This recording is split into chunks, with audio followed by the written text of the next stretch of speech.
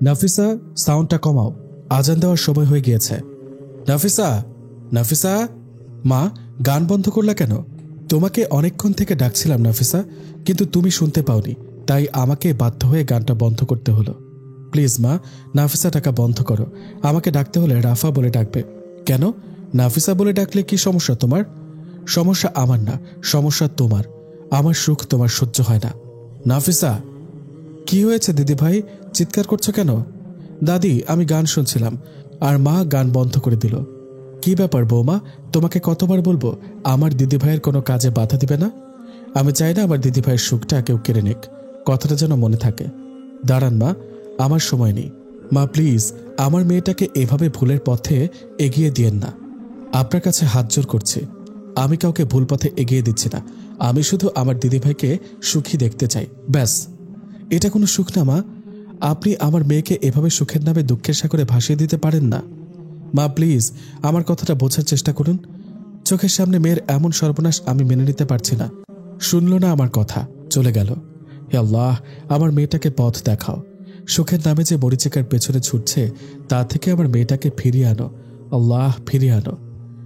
ইর্তেজা, মা কই? ডাকতে হবে না, ডাকতে হবে না, আমি এসে পড়েছি। আমার সোনা মেয়ে, কি করছিলি? আসর নামাজ আদায় করে তোমার কাছে আসছিলাম। তো আমার কাছে আসার কারণ? ও মা, আমার মায়ের কাছে আসতে আবার আমার কোনো কারণ লাগবে? অদ্ভুত, আমার মা আমি যখন খুশি তখন আসব, এতে কার বাবার কি শুনি? এখন এত কথা বাদ দিয়ে কলস দাও, আমি পানি নিয়ে আসছি। তুমি জলদি করে আসরের নামাজটা আদায় করে নাও। আচ্ছা, একা যাস না, মালাকে নিয়ে যা, কেমন? ওকে ওকে ওকে। পাগল মেয়ে। কিরে ইর্তিজা, কি ঠিক করলি? মালা জিজ্ঞেস করল। ইর্তিজা বলল, কিসের কি ঠিক করব? আরে ইর্তি, ভুলে গেলি কিছুদিন পর আমাদের রেজাল্ট। তো মানে আমার ভয়ে যায় যায় অবস্থা, আর তুই এত সহজভাবে বলছিস তো? থাম, আগে আমটা শেষ করি, তারপর বলছি। এমন এক সময় তোর এখনো আম খাওয়ার মুড আছে? আবার জিগায়। শোন আমার প্রাণপ্রিয় মালা, আম খাওয়াটা আমার বর্তমান, আর রেজাল্ট পাওয়াটা আমার ভবিষ্যৎ। তাই এই মুহূর্তে বর্তমানকে রেখে ভবিষ্যৎকে গুরুত্ব দেওয়ার মতো বোকামোটা আমি ইর্তিজা জাহান কখনোই মেনে নিতে পারবো না। মালা, তুইও না, কাকে কি বলতে চাস? এই শোন, এখন বকবক করে আমার কানের মাথা খাস না। আম খেতে দেব নু? আম না, মনে হচ্ছে পুরা আম গাছটাই তোকে খাওয়াই, ইর্তির বাচ্চা।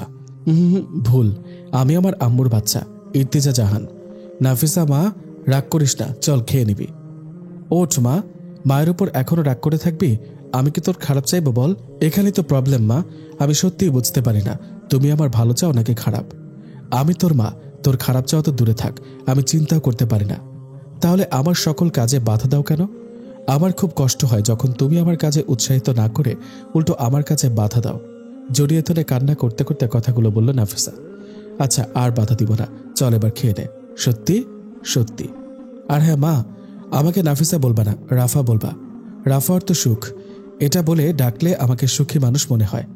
আচ্ছা, আজ থেকে রাফা বলবো। এবার তুই নিচে যা, আমি তোর রুমটা গুছিয়ে আসছি। আচ্ছা। কিছুতেই না, আমি আমার মেয়েকে এভাবে জাহান্নামের রাস্তায় এগিয়ে দিতে পারি না। মা যে সুখের নাম করে আমার মেয়েকে মাঝ নদীতে ফেলে দেওয়ার চেষ্টা করছে তা আমি কিছুতেই মেনে নেব না। আমি সাহায্য করব, আমি আমার মেয়েকে আসল সুখের খোঁজে পৌঁছে দেওয়ার ব্যবস্থা করব। হে আল্লাহ, তুমি আমায় সাহায্য করো, আমি যেন আমার লক্ষ্যে পৌঁছাতে পারি, আমিন। ইর্তেজা মা, এই মাছের টুকরো দুটো তোমার ফরিদা দাদিকে দিয়ে আসো তো। ওরা তিনজন, এক কাজ করো না মা, আমার ভাগের টুকরোটাও দিয়ে দাও। আচ্ছা, দিয়ে আয়। এমা, কি করছো? তোমার মাছের পুরো টুকরোটা আমাকে দিচ্ছ কেন? তুই তোর ভাগটা ফরিদা চাচিকে দিয়ে আসলি কেন? কেন আবার? ভালোবেসে। হ্যাঁ তো, আমার মেয়ে প্রতিবেশীকে ভালোবেসে নিজের ভাগের টুকরোটা দিতে পারে, আর আমি আমার নিজের মেয়েকে দিতে পারি না? ও হ্যাঁ, দিব কেন, আমি তো আর ভালোবাসি না? অভিমানী সুরে বলল মা। ইর্তিজা বলল, আরে আমার সোনা আম্মু, আমি কি দিতে বারণ করলাম? শুধু বললাম পুরো টুকরোটা কেন দিচ্ছ। হয়েছে, আর কথা ঘোরাতে হবে না, দে আমার মাছ, তুই আমায় দে। ইসরে, বললেই হলো, পুরোটা দিব না। এই নাও, আর আমাকে খাইয়ে দাও, আমার এখন নিজের হাতে খাওয়ার মুড চলে গেছে। পাগলি, আয় এদিকে। মা, দাদি কখন আসবে গো? ওই বুড়ির এখনো কি ভাইয়ের বাড়িতে বেড়ানো হয়নি? বুড়ি কি জানে না ওকে ছাড়া আমার ভালো লাগে না? এ কে রে, আমার কানটা ধরে কে রে? দাদি তুমি কখন আসলা? জড়িয়ে ধরে বলল। দাদি বলল, সন্ধ্যায় এসেছি বাবুজান। কি? আর তুমি এখন আমার সামনে আসলে?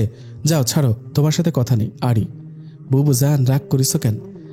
আমি তো সারপ্রাইজ দিতে চেয়েছিলাম। সার্ভিস? ও সারপ্রাইজ, ওই একই কথা বুবুজান। এই বউ, ভাতের থালাটা দাও, আমি আমার বুবুজানরে খাওয়াইয়া দিব।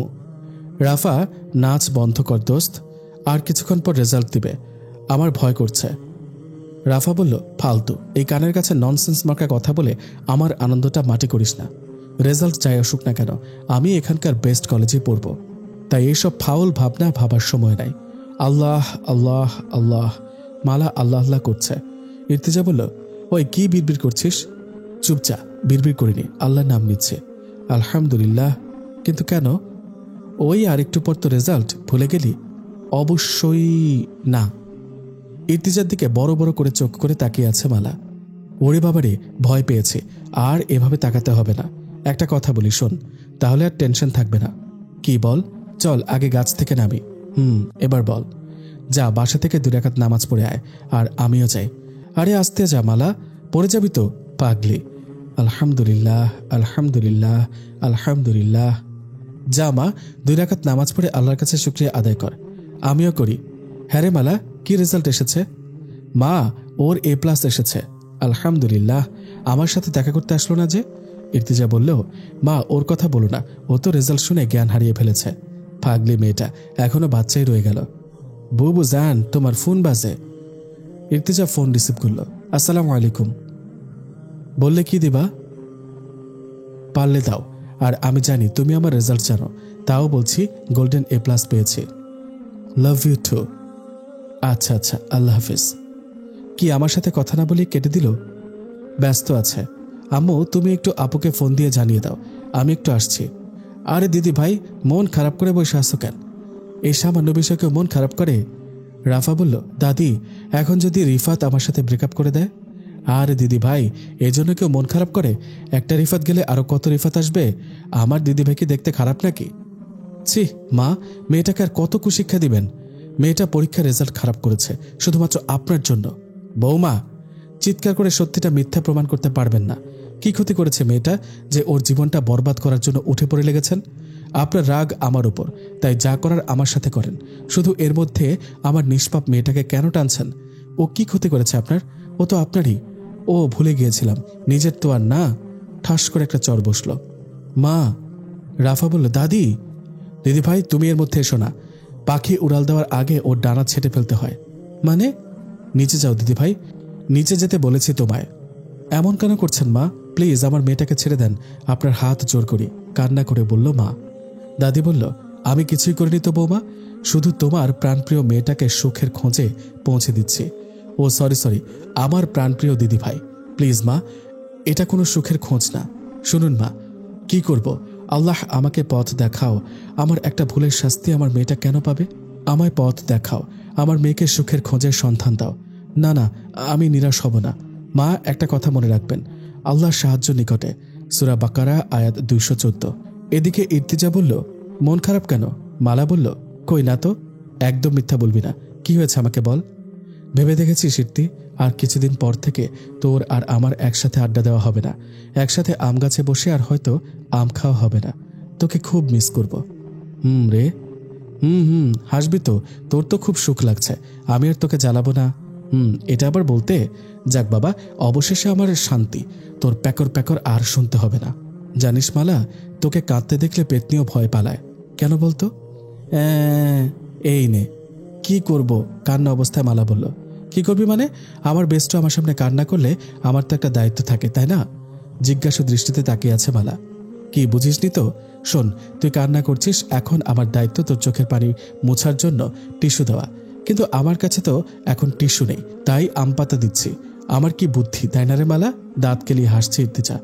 মালা বলল, তবে রে, ওই থাম, পালাচ্ছিস কেন? থাম। এদিকে নাফিসা বলল, কিছু বলবে? বলো। কিছুদিন পর থেকে তো কলেজে ভর্তি শুরু হয়ে যাবে।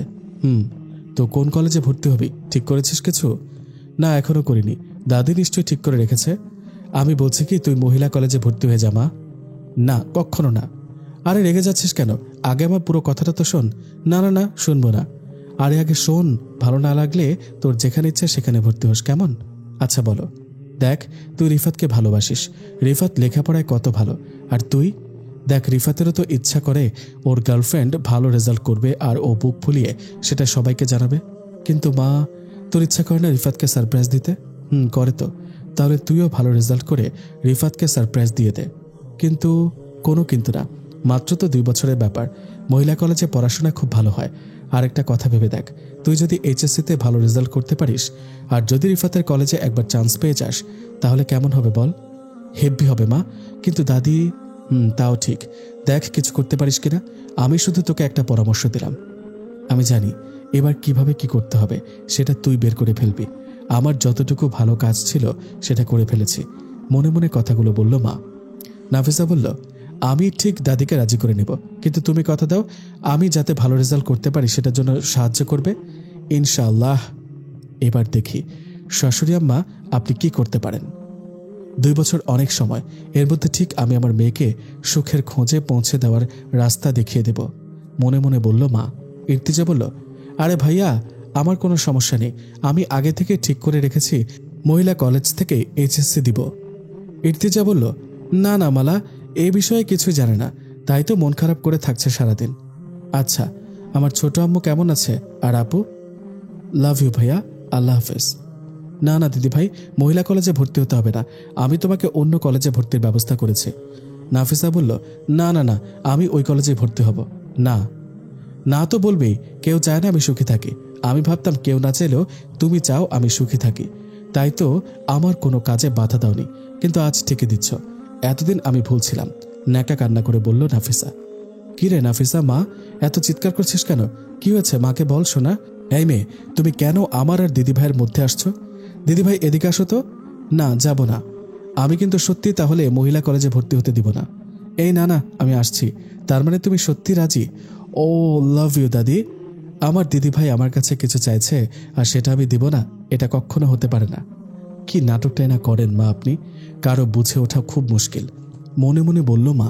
কি ভেবেছিলে আমার দিদিভাইকে আমার সম্পর্কে ভাঙন ধরাবে? কখনো পারবে না। নাফিসার মা বলল, দেখা যাক কি হয়, খেলা তো কেবলমাত্র শুরু, যেটা আপনি শুরু করেছেন সেটা আমি শেষ করব। বাঁকা হেসে বলল নাফিসার মা। তাই নাকি? মাই ডিয়ার শাশুমা, সোজা আঙুলে ঘি না উঠলে আঙুল যে বাঁকাতে হয় সেটা তো আপনার কাছ থেকেই শিখেছি। এতদিন যেটা প্রয়োগ করিনি সেটা এখন করব, আমার মেয়ের জন্য। আপনি আমার মেয়ের জীবন নিয়ে খেলবেন আর আমি তা চেয়ে চেয়ে দেখব, সেটা তো কখনো হতে পারে না। একটা ভুল সিদ্ধান্ত যে একটা জীবনের সব সুখ কেড়ে নিতে পারে, সেটা আমার থেকে ভালো কেই বা প্রমাণ পেয়েছে? যে ভুলটার জন্য এতগুলো বছর ধরে আমি কুড়ে কুড়ে মরছি, সেই একই ভুল আমি কখনোই আমার মেয়ের জীবনে আসতে দিব না। এর জন্য হয়তো আমায় কাউকে মিথ্যা আশা দেওয়া হচ্ছে, কিন্তু আমি বিশ্বাস করি উদ্দেশ্য যদি সৎ হয় তা অবশ্যই আল্লাহ তাআলা পূরণ করবে। তার জন্য শুধু দরকার ধৈর্য, আর তা আমি করতে রাজি আছি। মহান রবের কাছে আমার একটাই চাওয়া, আর সেটা হলো আমার মেয়ের হেদায়েত। আল্লাহ যেন আমার মেয়েকে ভুল পথ থেকে সরিয়ে আনে, এটাই আমার একমাত্র দোয়া। বিষাক্ত সুখ থেকে বেরিয়ে যেন আমার মেয়েটা প্রকৃত সুখের খোঁজে যেতে পারে। তুই এমন কৃপণ কবে থেকে হয়ে গেলি? মালা বলল, আমি আবার কি করলাম? ইর্তিজা বলল, না কিছু করিসনি, কিন্তু এতদিন তো আমি আর তুই আলাদা হয়ে যাব, তাই কানের পোকা বের করে দিতি। আর এখন যখন জানতে পারলি তুই আর আমি আলাদা হইনি, একই কলেজে ভর্তি হয়েছি, তখন তো তোর উচিত খুশিতে আমায় উপহার দেওয়া, তাই না? শখ কত, উপহার দিলে ভাইয়াকে দিব, কারণ যা করার সব ভাইয়াই করেছে, তুই না, বলেই চলে গেল মালা। ইর্তিজা বলল, ভাব দেখে বাঁচি না। দাদি তুমি সাবধানে থাকবে, ঠিকমতো খাওয়া দাওয়া করবে, ওষুধ খাবে, কেমন? একদম ফাঁকি দিবে না। যদি শুনি ফাঁকি দিয়েছ তাহলে আমি এসে খুব বকা দিব। আচ্ছা বুবুজান, সব হবে। বাহ, খুব ভালো তো। দূরে তো শুধু একজনই যাচ্ছে, আর তো কাউকে চোখে পড়ে না। মালা ভাবল, চোখে পড়বে কেন? কেউ কি আমার চোখের আড়াল হয়েছে? হয়েছে, তোমায় আর আলু পাম দিতে হবে না, আমার কাজটা আমায় করতে দাও, বলে জড়িয়ে ধরল মালা। ট্রেনে রওনা দেওয়ায় 2 ঘন্টার মধ্যে পৌঁছে গেল। ইর্তিজা একদম জার্নি করতে পারে না, তাই তো মাত্র 2 ঘন্টা জার্নি করে নিজের এমন অবস্থা করছে মনে হচ্ছে টানা 10 দিন জার্নি করে এসেছে। সেই যে ফ্রেশ হয়ে ঘুমিয়েছে, এখনো ওঠার নাম নেই। এদিকে তো মালা পুরো বাড়িটা দেখছে আর মাঝে মাঝে খুশিতে লাফ দিয়ে উঠছে। কি রে, এমন ব্যাঙের মতো লাফ দিচ্ছিস কেন? ভাইয়া তুই কখন আসলি? জড়িয়ে ধরে বলল। ওই যে তখন আসলাম, যখন একজন ব্যাঙের মতো লাফিং লাফিং করছিল। ভাইয়া আমি কি এমনি লাফ দিচ্ছিলাম? তুমি এমন জায়গায় বাসাটা নিয়েছো যেখান থেকে খুব সুন্দরভাবে পদ্মা নদী দেখা যাচ্ছে। পদ্মার পাড়ে না থেকেও মনে হচ্ছে পদ্মার খুব কাছে রয়েছে, তাই তো খুশিতে একটু ব্যাঙ্গেরি করছি। বুঝলাম, কিন্তু ঘুমরানি কোথায়? কোথায় আবার, তার ঘুমের রাজ্যে। বলেই মালা ও ঈশান একসঙ্গে হাসতে লাগলো। ঈশান তো ইর্তিজার বড় ভাই ঈশান, ইর্তিজার বড় বোনও আছে, নাম ইসমিন জাহান। ঈশান পেশায় একজন ডাক্তার। মালা ও ইর্তিজা তার কলিজার টুকরা, দুই বোনকে পাগলের মতো ভালোবাসে, তেমনি শাসনও করে। তবে মালা ওর মায়ের পেটের বোন না। মালার যখন 10 দিন হয় তখন ওর মা অসুস্থ হয়ে পরে অবস্থা অনেক খারাপ হতে থাকে, তাই দেরি না করে ঢাকায় গিয়ে চিকিৎসা করানোর চিন্তা ভাবনা করে। কিন্তু এতটুকু একটা বাচ্চাকে সাথে নিয়ে কিভাবে সামলাবে এই নিয়ে চিন্তায় পড়ে যায়। তখন ইর্তিজার মা ও তার পরিবার মালাকে তাদের কাছে রেখে যেতে বলে। যেহেতু ইর্তিজা তখন মাত্র 20 দিনের, তাই মালাকে সামলানো খুব একটা কঠিন হবে না। সেই থেকে মালা 6 মাস ইর্তিজার মায়ের কাছে থাকে। ইর্তিজা ছোট্ট থেকে ঘুম কাতুরে, তাই খুব একটা সমস্যা হয়নি। যখন দুজনেই জেগে থাকত তখন ঈশান মালাকে সামলাতো। 6 মাস পর মালার মা সুস্থ হয়ে ফিরে আসে এবং তাদের কাছে মালাকে নিয়ে আসে। কিন্তু ঈশান মালাকে নিয়ে পালিয়ে আসতো। সেই থেকেই দুই পরিবারের কাছে মালা থাকে। যেহেতু তাদের বাসা পাশাপাশি, তাই সমস্যা হয়নি। মুখের ওপর পানির ছোঁয়া পেয়ে ধরপড়িয়ে উঠে পড়লাম। কি ব্যাপার, ছাদ কি ফুটো হয়ে গেল? তাই হবে, না হলে বৃষ্টির পানি পেলাম কোথায়? এই ভেবে আবারও ঘুমানোর জন্য যেই না শুতে যাব তখনই সবার হাসির শব্দ কানে বেজে উঠল। চোখ পিটপিট করে দেখতে পেলাম ভাইয়া, আপু, মালা আর পুষ্পা দাঁত কেলিয়ে হাসছে। আমার আর বুঝতে বাকি রইল না এটা কেমন বৃষ্টি আমায় ছুঁয়ে দিয়ে গেল। আমি ওদের বকা দিব ভেবেই সবাই কানে আঙুল দিয়ে দাঁড়িয়ে রইল। আমি ওদের ভাবনায় এক বালতি পানি ঢেলে পুষ্পাকে কোলে নিয়ে বলতে লাগলাম, কেমন আছে আমার সোনামনু, কলিজার টুকরোটা শুনি। পুষ্পা বলল, যে আমাকে ভালোবাসে না তাকে আমি কিছুই বলি না। আমার সোনাটা কি ফুপির উপর রাগ করে আছে? কেন কেন? আমায় ভালোবাসে না তাই?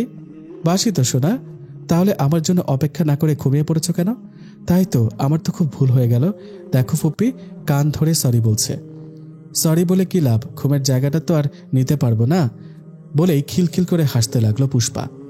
ওর সাথে সবাই হাসতে লাগলো। এই তোমরা এমন পিপিলিকার মতো হাসছো কেন? ঈশান বলল, হাসবো না, একটা 6 বছরের বাচ্চাও তোর ঘুম সম্পর্কে মাস্টারি করে এসেছে। ইসমিন বলল, এবার চলেন ঘুমের রানী খাবার খেতে। কই রে, তোদের হলো? তাড়াতাড়ি নে, আমাকে আবার হসপিটালে যেতে হবে। চলে এসেছি। মালা এবং ইর্তিজা একসাথে বলল। চল 1 মিনিট দাঁড়া, ঈশান বলল। এখন দাঁড়া, এতক্ষণ তো তারা দিচ্ছিল নিচে, মালা বলল। এই নে, এটা পরে নে। 2টা কালো ফ্রেমের চশমা এগিয়ে দিয়ে বলল। দুই বোনকে বাইকে নিয়ে কলেজের উদ্দেশ্যে যাচ্ছে। হঠাৎ ঈশান বলে উঠল, জানিস মালা, ঘুমের রানী নাকি মহিলা কলেজ থেকে এসএসসি দিয়েছে। ভাইয়া ভালো হচ্ছে না কিন্তু। মানে কিভাবে? ইর্তিজা বলল, আরে মালা, ভাইয়ার কথা কানে নিস না। মহিলা স্কুল না বলে মহিলা কলেজ বলেছিলাম ভুল করে, তাই। ভাইয়া বলল, ভুলে বল আর সঠিকই বল, বলেছিস তো? ওটা তো কথার কথা, সাবধানে থাকিস। আর হ্যাঁ, কলেজ শেষে আমি এসে নিয়ে যাব। আচ্ছা। এদিকে তুমি কিন্তু আমায় এসে নিয়ে যাবে, অপেক্ষায় থাকবো বেবি। জড়িয়ে ধরে কথাটা বলল রাফা। রিফাত বলল, রাফা তোমায় কতবার বলবো গায়ে হাত দিয়ে কথা বলবা না? রাগী গলায় বলল রিফাত। Sorry baby. এদিকে ইর্তিজা ও মালার পোশাক দেখে কলেজের অনেকে অবাক হয়েছে। কেউ তাদের নিয়ে হাসাহাসি করছে, আবার অনেকেই সম্মান দিচ্ছে। এটা দুজনেই ভালো বুঝতে পারছে, কিন্তু এতে ওদের কোনো কিছু যায় আসে না। ওরা ডোন্ট কেয়ার ভাব নিয়ে ক্লাস করে বাসায় ফিরে আসলো। এভাবেই বেশ কিছুদিন পার হয়ে গেল। এই কয়েকদিন ঈশান ওদের নিয়ে গিয়েছে, এমনকি নিয়ে এসেছে। এখন ওদের আর একা যাওয়া আসা করতে সমস্যা হবে না, তাই আজ থেকে একাই আসা যাওয়া করবে, কারণ ঈশানকে তাড়াতাড়ি হসপিটালে রওনা দিতে হয়। মালা বলল, এই দেখ ইর্তি, বাচ্চাটা কি সুন্দর সুন্দর গোলাপ বিক্রি করছে, চল নিয়ে আসি। ইর্তিজা বলল, তুই থাক, আমি নিয়ে আসছি। কারণ মালা শহরে তেমনভাবে হেঁটে চলাচল করেনি। যখন আসতো ঈশান গাড়িতেই নিয়ে ঘোরাঘুরি করত, তাই মালা শহরে রাস্তা পারাপার করতে ভয় পায়। তাই মালাকে দাঁড়িয়ে থাকতে বলে নিজেই গোলাপ কিনতে গেল। রাস্তা পার হবার সময় হঠাৎ মালার ডাক শুনে পেছনে তাকিয়ে হাঁটতে গিয়েই একটা গাড়ির সামনে পড়ে গেল। মালা তাড়াতাড়ি ইর্তিজাকে তোলার জন্য হাত বাড়ানোর আগেই একজন 2 হাত দিয়ে ইর্তিজাকে তুলে বলতে লাগলো, আরে দাদি, সাবধানে চলাফেরা করবেন না, পেছনে তাকিয়ে কেউ রাস্তা পার হয়? একটুর জন্য কি হতো বলেন তো? এসব বকবক করতে করতে হাত ধরে খুব সাবধানে রাস্তা পার করে দিল ইর্তিজাকে। মালা তো এখনও ওই কুকরানো অবস্থাতে আছে। গাড়ির টুংটাং শব্দে ওর হুঁশ ফিরে আসে, আর সাথে সাথে ইর্তিজা কাছে ছুটে যায়। এরপর সাবধানে রাস্তা পার হবেন, আর তা না হলে কাউকে নিয়ে আসবেন। এভাবে একা একা বের হবেন না, কাউকে সাথে নিয়ে আসবেন। কি হলো দাদি, আপনি কি আমার কথা শুনতে পাচ্ছেন না? দাদি একটু জোরে ডাক দিল। ইর্তিজা বলল, হ্যাঁ বলছি, আপনি কোথায় যাবেন বলেন, আমি দিয়ে আসছি। এই যে দাদি, কথা শুনতে পাচ্ছেন? কানে কম শুনে মনে হয়, একটু জোরে ডাক দিই। দাদি হাত নাড়িয়ে বলল, হ্যাঁ। বলি কোথায় যাবেন বলেন, আমি রেখে আসছি। না মানে গোলাপ কিনতে এসেছিলাম। কাঁপা কাঁপা গলায় বলল। কি? এই বুড়ি এই বয়সে গোলাপ দিয়ে কি করবে? মনে মনে বলছে। জি। কি ব্যাপার দাদি, দাদুর প্রতি এখনো এত প্রেম? এই নেন গোলাপ, 1 মিনিট। আজ বরং দাদুর হয়ে আমি প্রপোজ করি। বলেই হাঁটু গেড়ে বসে 5টা গোলাপ সামনে ধরে বলল, আই লাভ ইউ দাদি। ইর্তিজা চুপচাপ রয়েছে। আরে দাদি, কিছু তো একটা বলেন, আর কতক্ষণ এভাবে বসে থাকবো? ও বুঝেছি, দাদুর ভালোবাসার ভাগ কাউকে দিবেন না। ওকে ওকে, বলতে হবে না। নেন গোলাপ আর দাদুকে গিয়ে দেন। বলে হাসি দিয়ে চলে যেতে গিয়ে আবার পিছে ফিরে বলল, দাদি এভাবে আর একা একা বের হবেন না। এই বয়সে হাঁটতে চলতে একটু কষ্ট হয়, নিজেই তো দেখলেন, একটুর জন্য বেঁচে গেলেন। বলেই চলে গেল। এই ঘটনা শুনে সবাই হা হা করে হাসছে। ইর্তিজা ধমক দিয়ে বলল, ওই সবাই এভাবে দাঁত কেলিয়ে হাসলে দাঁত পুড়িয়ে দিব, বলে দিলাম। ঈশান বলল, ইর্তিজা তোমার ওখানে এত সময় দাঁড়িয়ে থাকা ঠিক হয়নি, তোমার সাথে সাথে চলে যাওয়া উচিত ছিল। আসলে ভাইয়া আমি। ঈশান বলল, আমি জানি তখন তুমি বুঝে উঠতে পারছিলে না কি করবে। আমার যেটা জানানো উচিত ছিল সেটা জানিয়ে দিলাম, এরপর যেন এত কিছু হওয়ার সুযোগ না হয়। দাদি। ইর্তিজা বলল, ভাইয়া আর মালা, ওভাবে ডাকাটা তোমার ঠিক হয়নি। ভাইয়া। ঈশান বলল, মনে যেন থাকে। দাদির বহিন, আমি হসপিটালে গেলাম, পেশেন্ট দেখতে হবে, ফোন এসেছিল। বলেই চলে গেল ঈশান। মালা বলল, এই দিন আমি কখনো ভুলবো না। হো দাদি, মালার বাচ্চু থাম তুই। 5 নম্বর কেবিনের পেশেন্টের অবস্থা খুব একটা ভালো নেই স্যার। ঈশান বলল, আমি দেখছি। আর হ্যাঁ, 10 থেকে 12 মিনিটের মধ্যে কেউ এসে আমার খোঁজ করলে আমার কেবিনে নিয়ে গিয়ে বসাবে। Okay sir. নাফিসা, তুই আজও ছাইপাশ খেয়েছিস? হুশ, নো নাফিসা, অনলি রাফা, ওকে? আর এগুলোকে ছাইপাশ বলে না মা, এগুলো তো মন ভালো করা ওষুধ। একবার খেলে সব দুঃখ ফুস। বিশ্বাস হলো না তো? জানি তোমার বিশ্বাস হবে না, তুমি তো একটা নিরামিষ। কি করে বাবা তোমাকে নিয়ে সংসার। যাগে, বিশ্বাস না হলে তুমিও খেয়ে দেখো। নাও নাও। আর কিছু বলার আগে গালে একটা চড় পড়ল। মা তুমি আমায় মারলে? মারলাম। এই চড়টা আরো অনেক আগে দেওয়া উচিত ছিল। যদি দিতাম তাহলে হয়তো এই দিনটি আমায় দেখতে হতো না। থাকবো না আমি, চলে যাব। বলেই বেরিয়ে পড়ল রাফা। রাফা যাস না, দাঁড়া মা, আর কখনো এমন ভুল হবে না। রাফা, হলো তো তোর শাস্তি, মেয়েটাকে খেপিয়ে তুই কি পাস? রাফার দাদি বলল, সব আপনার জন্য হচ্ছে মা, সব আপনার জন্য। বলেই কান্না করতে করতে চলে গেল রাফার মা। এখনই সব চোখের জল শেষ করলে তো হবে না বৌমা, ভবিষ্যতে আরো দ্বিগুণ চোখের পানি ফেলার জন্য তৈরি হও। শয়তানি হাসি দিয়ে বলল দাদি। আরে ডাক্তার, রোগীকে এত অপেক্ষা করালে চলে? সে কখন থেকে আপনার জন্য অপেক্ষা করছে ডাক্তার। ঈশান বলল, তো রোগীর সমস্যাটা কি? সেটা তো ডাক্তার ভালো জানে, রোগী কেমনে জানবে? রোগী যদি জানতো তাহলে তো রোগী নিজেই ডাক্তার হয়ে যেত। কি বলিস সাব্বির? ঠিকই তো। ফাজলামি বাদ দিয়ে বল, সকাল থেকে আসছি বলে এই সন্ধ্যায় আসার সময় হলো, নাকি লন্ডন থেকে এসে দেশি ফ্রেন্ডকে ভুলে গিয়েছিস? ইমন বলল, তোকে মনে করেছে কখন যে ভুলে যাব? তবে রে। ইমন বলল, তবে রে জড়িয়ে ধরবে সাব্বির, নইলে রক্ষা নেই। আসছি দোস্ত। আরে আস্তে আস্তে, আরে ছাড়, নইলে হসপিটালের খাবার খাওয়াবো তোদের। ছেড়ে দিয়েছি দোস্ত, তোকে আর খাবার খাওয়াতে হবে না। ঈশান জানিস আজকে কি হয়েছে? না বললে জানবো কিভাবে? ইমান বলল, ওই তোর কি কোনো কথা হজম হয় না? হয়, তবে তোর আর ঈশানের বেলায় হজম হয় না। ঈশান বলল, আরে সাব্বির, ওর ছ্যাঁচড়ার কথা বাদ দে, কি হয়েছে বল সেটা। সাব্বির দাদির সাথে ধাক্কা লাগা থেকে প্রপোজ করা পর্যন্ত সমস্ত কথা বলল ঈশানকে। ঈশান সব কথা শোনার পর কাশি দেওয়া শুরু করলো। তাই একজন ওর পিঠে বাড়ি দিচ্ছে আর একজন মাথায়। সাব্বির বলল, আরে এই কথা শুনে কোথায় হাসবি তা না কাশি দিতে শুরু করলি? ঈশান বলল, কাশি কি আর আমার সাথে উঠেছে? শেষ পর্যন্ত আমার ছোট বোনটাকে তোর দাদি মনে হলো? যাক তাহলে, আমার বোনদের পর্দা একদম ঠিক আছে। পর্দা তো সেটাই, যেখানে কে আপু, কে চাচি, কে খালা, কে ভাবি, কে দাদি, নানি, কিছুই বোঝা যাবে না। অন্তত এটা ভেবে শান্তি লাগছে, আমার বোনেরা ঝিনুকের মধ্যেই বড় হয়েছে। এই ভেবে একটা প্রশান্তির হাসি হাসে মনে মনে। ইমান বলল, আরে এভাবে একা একা হাসছিস কেন? ঈশান বলল, এমনি, তুই শেষমেশ একটা দাদিকে লাভ ইউ বললি। আরে এটা এমনি মজা করে বলেছিলাম। এভাবে 3 বন্ধু আড্ডা দেওয়ার সময় খেয়াল করলো আকাশের পরিস্থিতি খুব একটা ভালো না। তাই ইমন ও সাব্বির বাসার উদ্দেশ্যে রওনা দিল। ঈশানও কিছুক্ষণ পর বেরিয়ে পড়ল, কিন্তু কিছুক্ষণ পর হালকা বৃষ্টি শুরু হয়ে গেল। বাইকটা সাইড করে রাখতে যাবে এমন সময় খেয়াল করলো রাস্তার পাশে একটা মেয়ে পড়ে আছে। ঈশান বলল, এই মেয়ে, এখানে কি করছেন? এই যে শুনতে পাচ্ছেন? যা বাবা, কোনো সারা শব্দ দিচ্ছে না তো। দেখে তো মনে হয় না জ্ঞান হারিয়ে পড়ে আছে। তাহলে এই সময় এভাবে পড়ে থাকার কারণ কি? রেখে চলে যাব? আবার ডাক দিয়ে দেখি, হ্যালো, এই যে মেয়ে, আপনাকে বলছি, শুনতে পাচ্ছেন? আরে, এই তো দেখি বিড়বিড় করছে। কি বলছে দেখি, শোনা যায় কিনা? আরে আরে, এই মেয়ে কি করছেন? ছাড়ুন, ছাড়ুন বলছে আমাকে। রাফা, তুমিও আমায় বকা দিচ্ছ। তোমরা কেউ ভালো না, তোমরা কেউ আমায় একটুও ভালোবাসো না, সবাই শুধু বকা দাও। আমার মাও আমাকে বোঝে না, শুধু ভুল বুঝে। মা ভাবে আমি খারাপ মেয়ে। মা তো আর জানে না যে আমি মায়ের মতো কষ্ট সহ্য করতে পারবো না, তাই তো আমি দাদির কথা মতো চলি। দাদি তো বলে তার কথা মতো চললে কোনো দুঃখ আমায় ছুঁতে পারবে না। কিন্তু দাদির কথা শুনলে মা তো কষ্ট পায়। তার মানে মা চায় না আমি হাসি খুশি থাকি? তুমিও চাও না সবার মতো তুমিও আমায় খারাপ মেয়ে ভাবো, তাই তো শুধু এড়িয়ে চলো, আমায় একটুও ভালোবাসো না। আজ একটু না হয় বেশি মদ খেয়ে ফেলেছি, তাই বলে আমায় মারবে? এখন তুমিও মারবে, তাই না রিফাত? ঠোঁট ফুলিয়ে কথাগুলো বলল। ঈশান বলল, এই ব্যাপার? হায় রে মানুষ, এই বয়সে মদ খেয়ে রাস্তায় পড়ে আছে, কিন্তু এখন আমি কি করব? এভাবে একজনকে বিপদের মুখে রেখে যাওয়াটাও তো ঠিক হবে না। কিন্তু এই মেয়ের তো হুঁশই নেই, এভাবে একটা মেয়ের সাথে একা একা থাকাটাও তো ঠিক না। কি করি এখন? পেয়েছি। হ্যালো মালা। ভাইয়া বলো। ইর্তি কি করছে? ঘুমিয়ে গিয়েছে। ও, আপু কি ঘুমিয়ে গিয়েছে? না, এক কাজ কর, পুষ্পাকে ইর্তির কাছে রেখে তুই আর আপু গেটের কাছে এসে দেখ, একটা অটো দাঁড়িয়ে আছে, সেটাতে করে জাদুঘরের কাছে চলে আয়। আর হ্যাঁ, ভয় পাস না, অটো আমি পাঠিয়েছি। ওই চাচা আমার পরিচিত, আর ছাতা নিয়ে আসিস। কিন্তু ভাইয়া কেন? যা, ফোনটা কেটে দিল।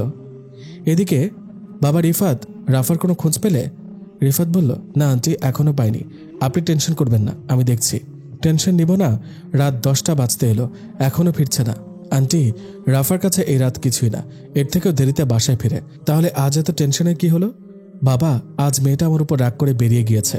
আমি আজকে তার গায়ে প্রথম হাত তুলেছি, আর আমি ওর মা, এতটুকু ভালো আমি বলতে পারি, ও কোনো বন্ধুবান্ধবের সাথে আজ নেই। আচ্ছা আন্টি, আমি দেখছি। আমার মেয়েটাকে তুমি ঠিক রেখো আল্লাহ, ওকে বিপদ থেকে রক্ষা করো। আজ বুঝতে পারছি মেয়ে কোথায় আছে না জানলে মায়ের কি কষ্ট হয়। রাফাত দাদি বলল, তাই নাকি? বুঝতে পারছিস? তাহলে নিশ্চয়ই এটাও বুঝতে পারছিস কারো কাছ থেকে তার প্রিয় মানুষ হারিয়ে গেলে কি কষ্ট হয়। আরে তোর মেয়ে তো ফিরে আসবে, কিন্তু আমি কি ফিরে পাবো আমার ছেলেকে? রাফার মা বলল, মা আপনি আমায় ভুল বুঝছেন, আমি কিছুই করিনি, এখানে আমার কোনো দোষ ছিল না। মা বিশ্বাস করুন। মা, আজও শুনলেন না মা আমার পুরো কথাটা? আমি যে অসহায় ছিলাম মা ওই মুহূর্তে, বিশ্বাস করুন। আমি তোমাদের 1 ঘন্টার সময় দিলাম, এর মধ্যে যেখান থেকেই হোক রাফার খোঁজ আমার চাই, না হলে তোমাদের জন্য খুব একটা ভালো হবে না। আচ্ছা, এই কথাটা কে বললো সেটা না হয় পরেই জানবেন, গল্পে চলে যাই। ঈশান বলল, তোরা দুজন একে নিয়ে অটোতে যা, আমি তোদের পেছন পেছন বাইক নিয়ে আসছি। ইসমিন বলল, আচ্ছা। এই অটো দাঁড়াও দাঁড়াও, রিফাত ডাকছে। অটো চালক বলল, স্যার এই অটো পুরাটাই এনারা নিয়ে লিছে, তাই আর কোনো লোক নেওয়া যাবে না। আরে চাচা, আমি অটোতে উঠব না। এই যে এই মেয়েটাকে আজকে কোথাও দেখেছেন? ফোন এগিয়ে দিয়ে প্রশ্ন করল। না দেখিনি। এই যে আপনারা দেখেছেন? মালা বলল, না না দেখিনি। রিফাত বলল, আরে ভাই আগে ছবিটা তো দেখেন, না দেখে আগে উত্তর দিচ্ছেন কেন? মালা, ছবি দেখার কি আছে? আজ সারাদিন আমরা বাসা থেকে বের হইনি, একটু আগেই বের হয়েছি। একরাম মেয়ে, এই আমি কোন দুঃখে আপনাকে এত কথা বলছি, আর আপনিও তো কোন বিবেকে আমার এত কথা শুনছেন?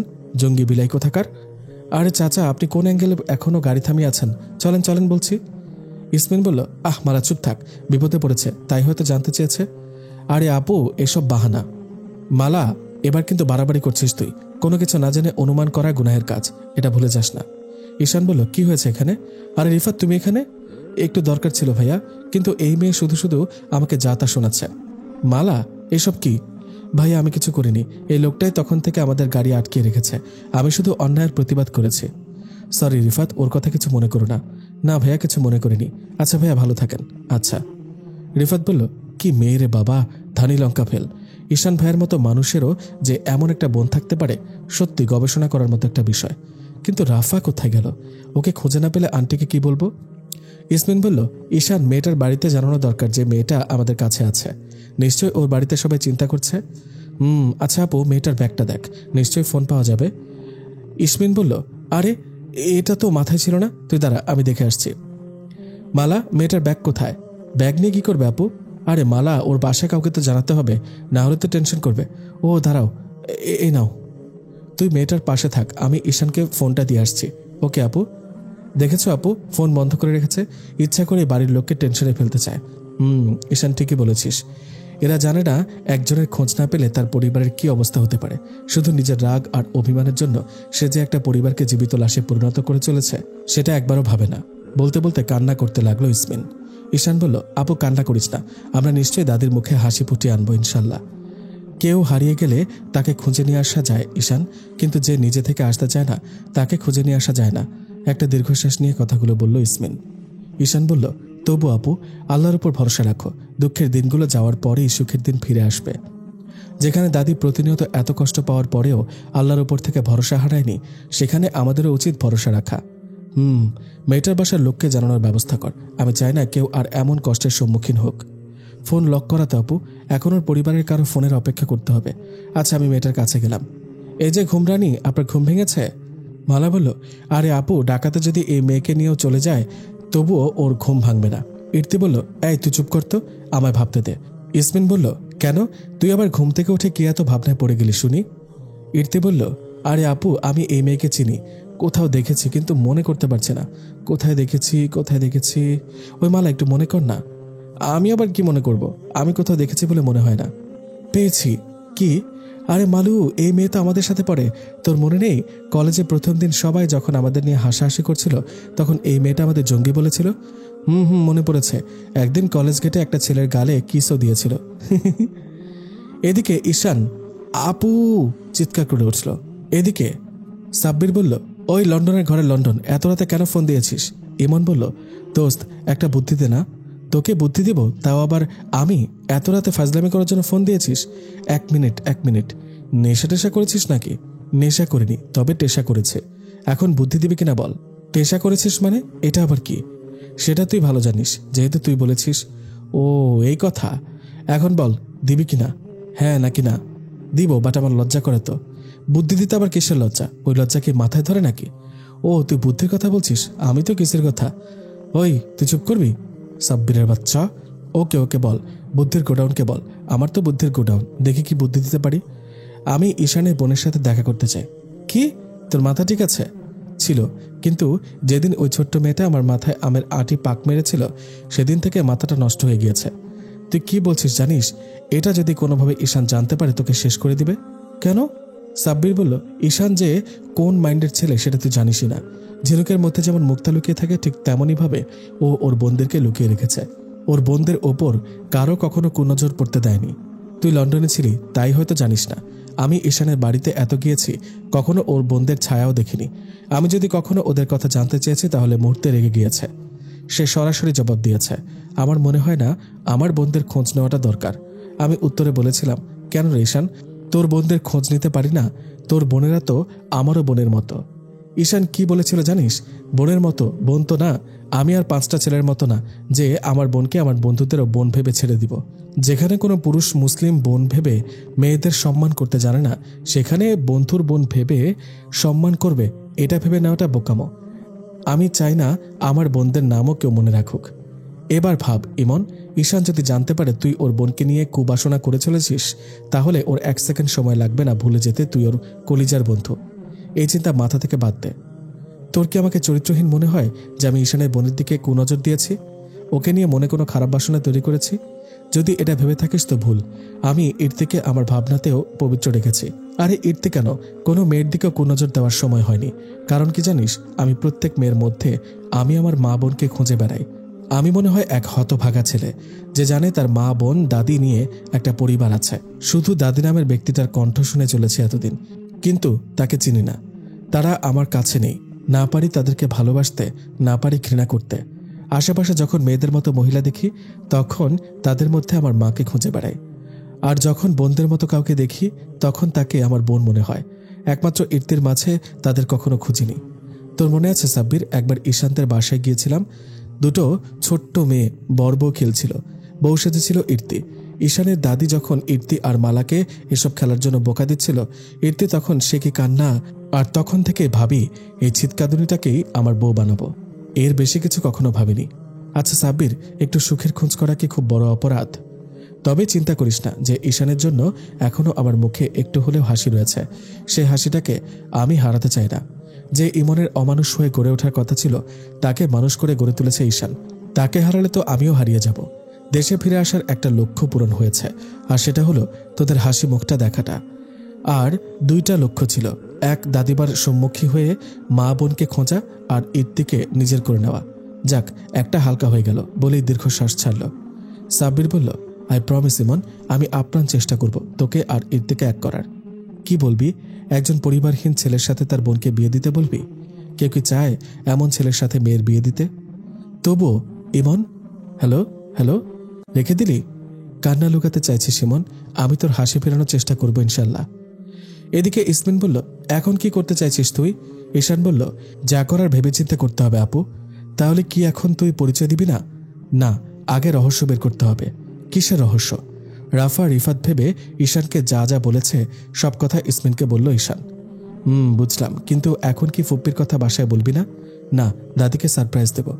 কিছুক্ষণ আগের ঘটনা। আপু, কি হয়েছে ঈশান? ইর্তি বলল, ভাইয়া এভাবে চিৎকার কেন করলে? মালা বলল, ভাইয়া বলো, চুপ করে আছে কেন ভাইয়া? ইসমিন ঈশানকে ধাক্কা দিয়ে বলল, ঈশান। ঈশান বলল, আপু, ফুপ্পি। কাপা কণ্ঠে বলে উঠল, ফুপ্পি? ফুপ্পি মানে?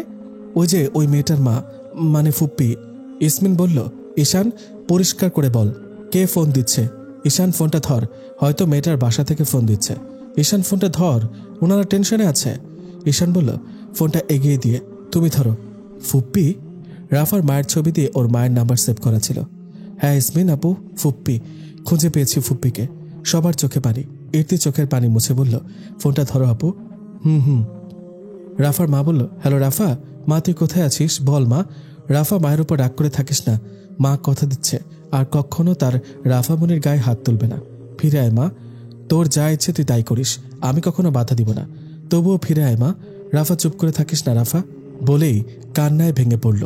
ইসমিন বলল, ফুপ্পি, মাত্র একদিন মেয়েকে খুঁজে না পাওয়ায় এই অবস্থা। কখনো কি ভেবেছ 22 বছর ধরে মেয়েকে না পাওয়ার যন্ত্রণাটা কিভাবে একজনকে কুড়ে কুড়ে খাচ্ছে? মনে মনে বলছে ইসমিন। হ্যালো ফুপ্পি, না মানে আন্টি, আমি রাফা না। রাফা না? আমার রাফা কোথায়? আর তুমি কে বলছো মা? মা কথাটা শুনে একটা তাচ্ছিল্যের হাসি দিয়ে বলল, আমাকে আপনি চিনবেন না আন্টি, রাফা আমাদের কাছেই আছে, চিন্তা করবেন না, সুস্থ আছে। কাল সকালেই সুস্থ রাফাকে পৌঁছে দিব ইনশাল্লাহ। এতটুকু বলেই ফোনটা কেটে দিল। সকালে পুষ্পা বলল, ও নতুন আন্টি উঠো না, নতুন আন্টি, ও নতুন আন্টি। ইসমিন বলল, কি হলো পুষ্পা, নতুন আন্টিকে এভাবে ধাক্কাচ্ছ কেন? দেখো না আম্মু, নতুন আন্টিকে ডাকছে তা উঠছে না। তোমার নতুন আন্টিকে ঘুমাতে দাও, তুমি বরং মামার রুমে থেকে ঘুরে আসো। আচ্ছা আম্মু।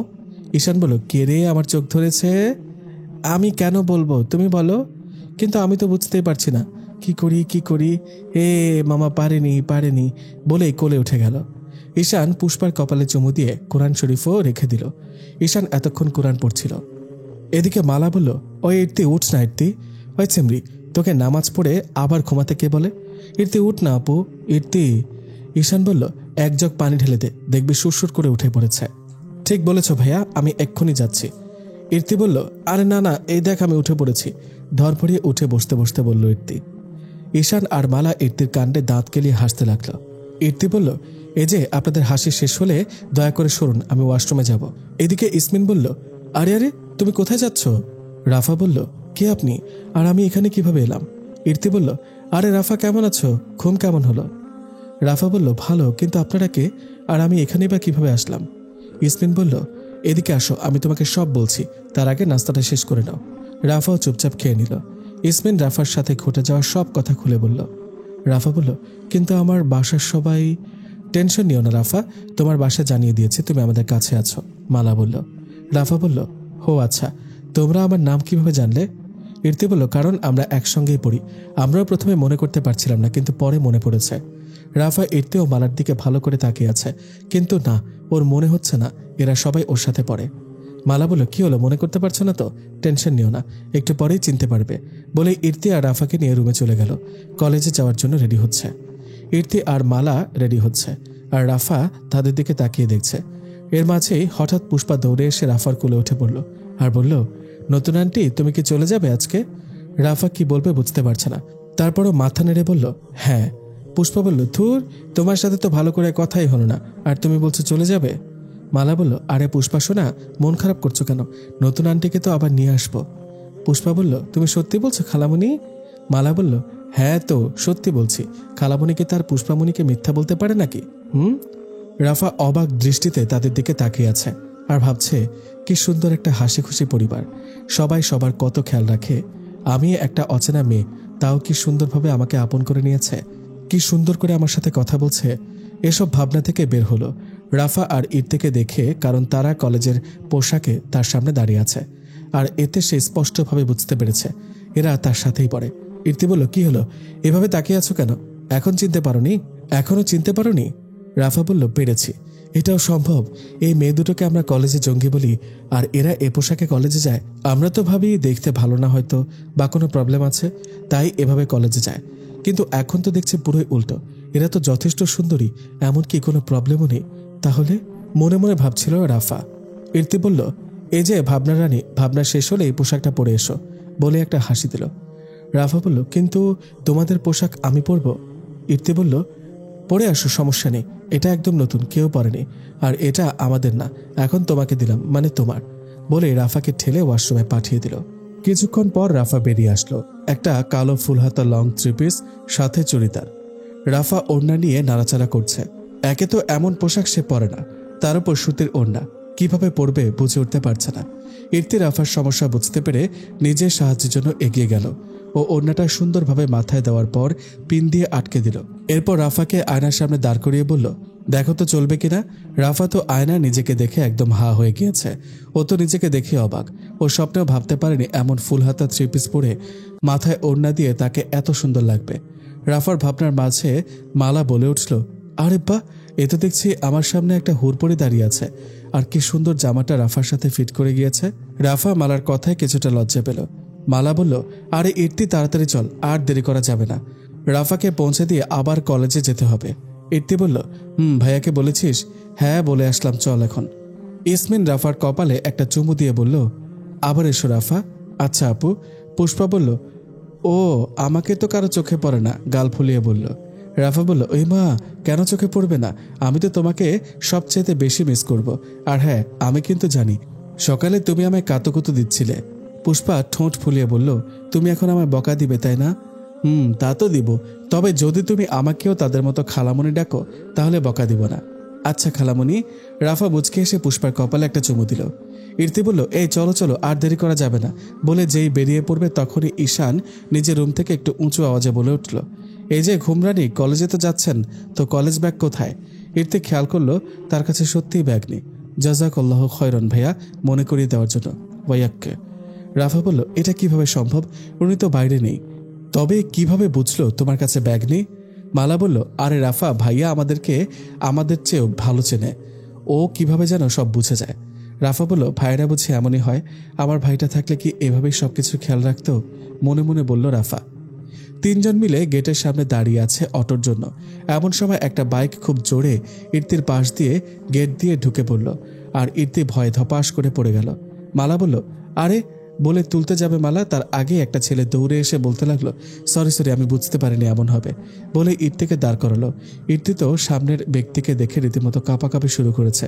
আরে আপনি দাদি না, এখানে দাঁড়িয়ে থেকে কি করছেন? আর আপনাকে না বলেছি এভাবে একা একা বের হবেন না? মালা বলল, আমরা আছি তো ওনার সাথে। ও হ্যাঁ তো, আচ্ছা খালা, উনি বয়স্ক মানুষ, একটু দেখে রাখবেন তো। রাফা বলল, হ্যালো ভাইয়া, হাতে তুড়ি বাজিয়ে। ইমন রাফার ভাইয়া ডাকা শুনে চমকে উঠল, তারপর রাফার দিকে অবাক চোখে তাকিয়ে রইল। রাফা বলল, শুনেন, প্রথমে তো আপনি ভুল করেছেন, পাশে মানুষ দাঁড়িয়ে আছে দেখেও বেয়াকুবের মতো বাইক চালিয়ে গিয়েছেন, আর আপনি আমাদের উল্টো ছাড়ি দিচ্ছেন, আমরা যেন ওনাকে দেখে রাখি। বলি কি, আপনিও তো দেখে বাইক চালাতে পারেন, তাহলে অন্য কাউকে বিপদে পড়তে হবে না। ইমন বলল, এর ভাইয়া ডাক শুনে আমার এমন লাগছে কেন? কই, অনেকেই তো আমার ভাইয়া ডাকে, কখনো তো এমন প্রশান্তি পায়নি। তাছাড়া মেয়েটার ফেস অনেকটাই আমার মতো, কথা বলার সময় আমার মতো এক গালে টোল পড়ে, তাহলে কি এটা আমার বোন? ভাবতেই মুখে হাসি ফুটে উঠল মনে মনে। রাফা বলল, হ্যালো ভাইয়া। আরে এভাবে মুখের দিকে না তাকিয়ে থেকে কথা বলেন। তাদের তুড়ি বাজিয়ে বলল আবারও। ইমন বলল, তুড়ি বাজানোটা খেয়াল করে দেখলো, তার মতো করে তুড়ি বাজাচ্ছে মেয়েটা। এসব ভাবনা বাদ দিয়ে ইমন রাফাকে প্রশ্ন করল, আচ্ছা আপনার নাম কি? রাফা একে তো অন্যায় করেছেন, তার উপর সরি না বলে আবার নাম জিজ্ঞেস করছেন, আজব তো। মালা বলল, আরে বাদ দাও রাফা, চলো আমাদের দেরি হয়ে যাচ্ছে। দাদি আপনিও চলেন, বলেই চলে গেল। এদিকে ইমনের মনে জ্বলে ওঠা আলোটুকু এক নিমিষে হারিয়ে গেল রাফা নাম শুনে। এদিকে মালাকে আর পায়কে অটোতে ওঠার পর থেকে হেসে চলেছে আর ইর্তির আগে ফোঁসফোঁস করছে। রাফা এদের আগা মাথা না বুঝতে পেরে একবার ইর্তির দিকে একবার মালার দিকে তাকাচ্ছে। ঈশান বলল, এতক্ষণে তো সকাল 9টা হলো। ইমন বলল, সরি রে, একটু দেরি হয়ে গেল। সাব্বির আসেনি? না, ওর কি যেন কাজ আছে, তাই আসতে পারল না। ওহ, এবার বল এত জরুরিভাবে ডাকার কারণ কি? তার আগে খেতে চল, আমার ভীষণ ক্ষুধা পেয়েছে, পেটে হাত দিয়ে বলল ঈশান। ইমন ঈশানের এমন কাণ্ডে হেসে দিল। ঈশান বলল, এখন তোকে তাড়া দিয়ে ডাকার কারণ তুই আজ আমার সাথে আমার হসপিটালে যাবি। ওহ, এতে এত তাড়া দিয়ে ডাকার কি আছে? শুধু শুধু আমার ঘুমের 12টা বাজালি। ঈশান বলল, এখন থেকে পড়ে পড়ে ঘুমানোর অভ্যাস বাদ দে, কারণ তোর ফুল ফলের জন্য একটা পেশেন্টকে শুধু শুধু তখন ভুগতে হবে। ইমন ঈশানের কথার আগামাথা না বুঝতে পেরে প্রশ্নবোধক দৃষ্টিতে ঈশানের দিকে তাকিয়ে রইল। কারণ আজ থেকে তুই আমাদের হসপিটালে নতুন ডাক্তার হিসেবে জয়েন করবি। শুভেচ্ছা রইল বন্ধু, বলেই জড়িয়ে ধরল ঈশান। ইমন তো ঈশানের কথা শুনে অবাক। এত তাড়াতাড়ি কেমনে কি করলি দোস্ত? এত তাড়াতাড়ি কই? তুই আসবি শুনেই আগে থেকে ব্যবস্থা করে রেখেছিলাম। তুই আমায় এত কিভাবে বুঝতে পারিস ঈশান? বন্ধুকে যদি বুঝতে না পারি তাহলে বন্ধু বলে দাবি করি কোন অধিকারে? ইমন কোনো উত্তর না দিয়ে ঈশানকে আবারও জড়িয়ে ধরল। ঈশান বলল, আচ্ছা ইমন, তুই কি কিছু খুঁজছিস? এসে থেকে দেখছি তুই কিছু খোঁজার চেষ্টা করছিস। ইমন ঈশানের এমন কথা থতমত খেয়ে গেল। সে কিভাবে বলবে সে এই বাসায় পা দেওয়ার পর থেকে এই মন কাকে যেন খুঁজছে। মনে মনে ভাবছে ইমন, আরে ঈশান, আমি তো পুষ্পাকে খুঁজছিলাম। মিথ্যা কথা। ঈশান বলল, ও পুষ্পাকে আপু স্কুলে রাখতে গিয়েছে। ও, যত করে বলছি ইর্তিকে নিয়ে ভাববো না, ততই মনে হচ্ছে ইর্তি মাথার মধ্যে ভর করছে। না না, আর ভাববো না, বলেই দীর্ঘশ্বাস ছাড়ল। কলিং বেলের শব্দ পেয়ে রাফার মা দৌড়ে গিয়ে দরজা খুলে দিল। সামনে রাফাকে দেখে জড়িয়ে ধরে কান্না করতে লাগলো আর বলতে লাগলো, কেমন আছিস মা? মায়ের উপর রাগ করে বাড়ি থেকে চলে যেতে হবে? ভুল না হয়ে করেছি, তাই বলে এভাবে আমাকে শাস্তি দিবি? তোরা কি আমাকে ছেড়ে চলে গিয়ে শাস্তি দিতে চাস? একজন তো। কথা শেষ করার আগেই রাফার দাদি রাফাকে তার কাছ থেকে ছাড়িয়ে নিজের কাছে নিয়ে আসলো আর বলল, দাদিকে না বলে চলে গেলে দিদিভাই? দাদির বুঝি কষ্ট হয় না দিদিভাইয়ের জন্য? সরি দাদি। রাফার মা এতক্ষণে ইর্তি আর মালাকে খেয়াল করলো, সাথে সাথে তাদের ভেতরে নিয়ে এসে বসতে দিল এবং ধন্যবাদ জানালো। ইর্তি তো এখনো তার ফুপির দিকে তাকিয়ে আছে আর ভাবছে, এতদিন তোমার কথা শুনেছি, আজ নিজ চোখে দেখলাম। আচ্ছা ফুপি, আমার দাদিও কি তোমাকে ফিরে পেয়ে এভাবেই আনন্দ অশ্রু ছড়াবে? তোমার একদিনের জন্য হারিয়ে যাওয়া মেয়েকে পেয়ে যদি এই অবস্থা হয়, তাহলে এতদিনের হারিয়ে যাওয়া মেয়েকে ফিরে পেয়ে আমার দাদির কি অবস্থা হবে? সত্যি কি আমার দাদি তোমায় ফিরে পাবে? শুনেছি তুমি হারিয়ে যাওনি, নিজ ইচ্ছা চলে এসেছ। মনে মনে কথাগুলো ভেবেই একটা দীর্ঘশ্বাস ফেলল ইর্তি। রাফার মা বলল, আমার সাথে রাতে কার কথা হয়েছে? ইর্তি আর মালাকে উদ্দেশ্য করে। মালা বলল, আমাদের কারোর সাথে না আন্টি। মানে? মানে আপনার সাথে আমাদের বড় আপুর কথা বলা হয়েছিল। ও, তো ওকে নিয়ে আসলে না কেন? আপু তার মেয়েকে স্কুলে রাখতে গিয়েছে তো। ও আচ্ছা আন্টি, আমরা এখন আসি তাহলে। এই না না, দুপুরে খেয়ে তারপর যাবে। না আন্টি, অন্যদিন খাবো, কলেজে কাজ আছে, আমাদের এখন যেতে হবে। রাফা, তুমি আজ কলেজে যেও না। রাফার মা বলল, ওকে আজ যেতে দিব না মা। তাহলে আমরা যাই আন্টি। আরে যাই যাই কি, চাটা তো খেয়ে যাবে। আজকে না আন্টি, অন্যদিন খাবো ইনশাল্লাহ, বলেই বেরিয়ে পড়ল ইর্তি। মালা, তুই তোর হাসি বন্ধ করবি? মালা বলল, বন্ধ না হলে আমি কি করব? বলে আবারও হাসতে শুরু করলো। ইসমিন বলল, কিরে তোরা এত হাসছিস কেন? মালা বলল, আপু আবারও দাদি? মানে? মালা সকালের ঘটনা খুলে বলল। তা শুনে ইসমিনও মুচকি মুচকি হাসছে। ইর্তি বলল, আর তোকে যে খালা বলল, তোর বেলায় কি? বলতেই পারে। তো তো আমাকেও কেউ বলতেই পারে, বলে মুখ ভিড়িয়ে নিল। ঈশান বলল, কি নিয়ে এত কথা হচ্ছে শুনি? ইসমিন বলল, তেমন কিছু না। ঈশান বলল, না হলেই ভালো। আপু, কালকে পুষ্পাকে স্কুলে নিয়ে যাওয়ার দরকার নেই। কেন? কালকে পুষ্পাকে নিয়ে ইমনের ওখানে যাব। সে কিরে, ইমন দেশে ফিরল কখন? 3 দিন হলো। পাশে আসতে বলিসনি? এসেছিল সকালে, আর ও আমাদের হসপিটালে জয়েন করেছে। ইমন তার মা বোনের খোঁজ পেয়েছে? ঈশান দীর্ঘশ্বাস নিয়ে বলল, না। রাফা, কি এত ভাবছিস মা? জানো মা, ওদের পরিবারটা অনেক ভালো, অনেক হাসি খুশি, এক কথায় সুখী পরিবার। আমি যেন কয়েক মুহূর্তের জন্য সুখের খোঁজ পেয়েছিলাম বলেই একটা মলিন হাসি দিল রাফা। রাফার মা বলল, দেখিস তুইও একদিন এমন একটা পরিবার পাবি। না মা, আমার মতো মেয়েদের ওই রকম পরিবারে মানায় না।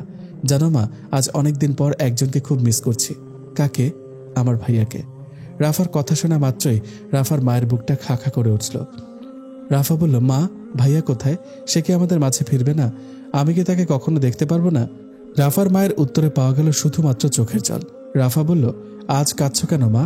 তোমার জন্যই তো এমন হয়েছে, না হলে তো আমাদেরও সুখের খোঁজে ঘুরে বেড়াতে হতো না, সুখ আমাদের সাথেই থাকতো। রাফার মা বলল, জানিস রাফা, ভাগ্য আমাদের কারো হাতে নেই। আমার জন্য এমন হয়েছে এটা না ভেবে যদি তোরা ভাবতে পারতি আমাদের ভাগ্যে এটা হওয়ার ছিল, তাহলে তোরা আমায় এইভাবে ভুল বুঝতি না। আর সুখ, সেটা স্বয়ং আল্লাহর হাতে। সে যদি চায় কাউকে সুখী করবে, তাহলে সে নিজেই তাকে সুখের খোঁজে পৌঁছে দেবে। আর যদি তিনি চায় কারোর থেকে সুখ কেড়ে নেবে, সেটাও তিনি এক নিমিষেই করে ফেলবে। জানিস রাফা, আমরা প্রত্যেকটা মানুষ শুধু একটু সুখের জন্য সারাক্ষণ দৌড়ে বেড়াই, কিন্তু আফসোস, প্রকৃত সুখের খোঁজে আমরা পৌঁছানোর আগে ভুল সুখটাকেই প্রকৃত সুখ ভেবে ভুল করে বসি। তার কারণ কি জানিস? তার কারণ একটাই, আমাদের ধৈর্যের অভাব, বড্ড অভাব। বলেই চলে গেল।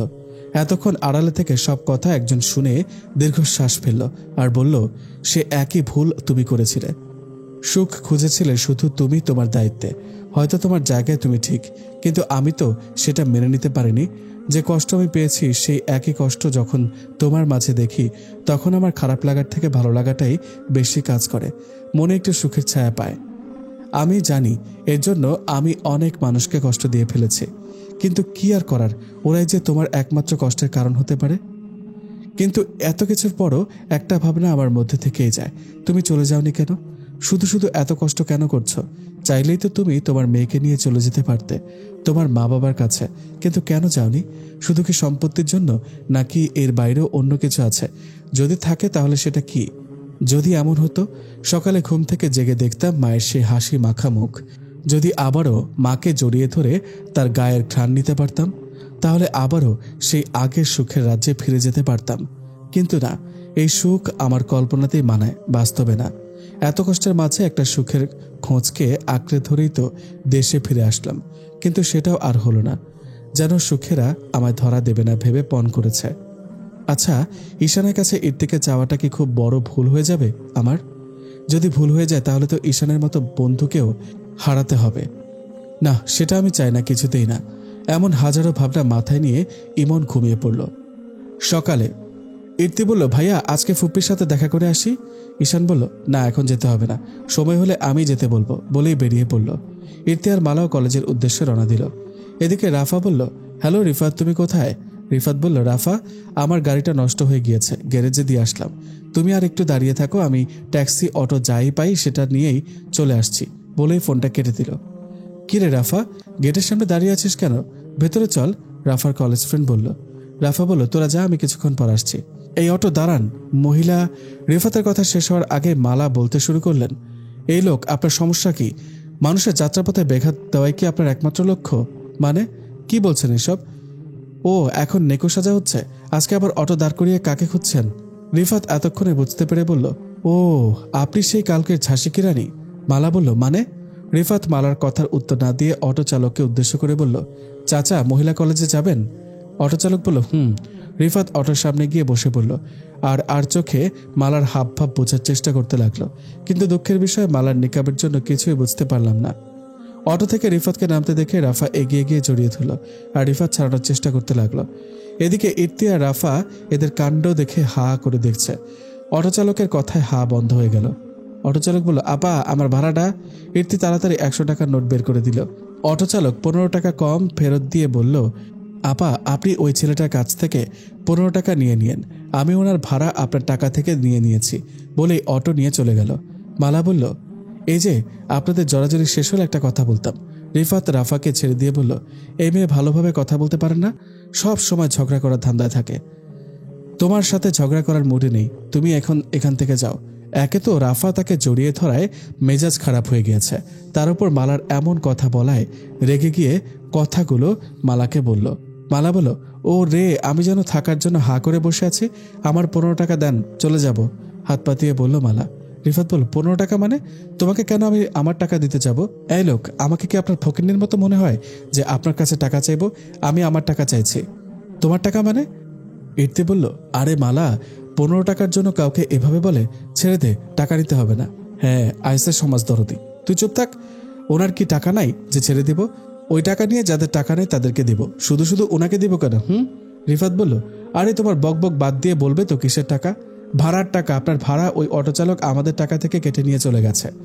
রিফাত এবার একটু লজ্জা পেয়ে গেল। রিফাত, তুমি এদেরকে চেনো? যাক, তোমাকে নতুন করে ওদের সাথে পরিচয় করে দিতে হবে না, রাফা বলল। রিফাত বলল, তুমি এদের চেনো? চিনব না?